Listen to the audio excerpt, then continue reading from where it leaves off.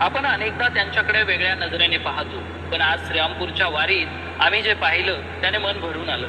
हे हात टाळ्या वाजवण्यासाठी नव्हते, हे हात थकलेल्या वारकऱ्यांना प्रेमाने 2 घास देण्यासाठी पुढे आले होते. लाखो वारकरी विठुरायाच्या भेटीसाठी चालत आहेत. अशा प्रवासात प्रत्येक घास हा केवळ अन्न नसतो, तो मायेचा आणि आधाराचा प्रसाद असतो. आणि तेव्हाच आमच्या कॅमेऱ्यासमोर आले एक हृदयस्पर्शी दृश्य.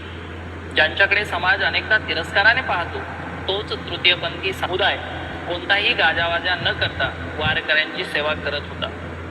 आज पुन्हा एक गोष्ट समजली, माणसाची ओळख त्याच्या लिंगाने नाही तर त्याच्या कर्माने होते.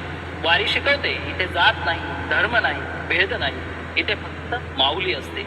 आज श्रीरामपूरच्या वारीत आम्ही विठ्ठलाला मंदिरात नाही तर या सेवाभावी हातात पाहिलं. कारण माणुसकीला लिंग नसतं आणि सेवा हाच सर्वात मोठा धर्म असतो. रामकृष्ण हरी. मला काय वाटलं असा उपक्रम करावा? रामकृष्ण हरी. साधू संत येते घरात तोची दिवाळी दसरा.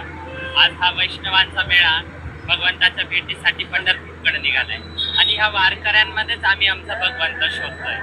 यांची सेवा करणं हाच खरा परमार्थ आहे आणि याला आम्ही आमचं कर्तव्य समजतो.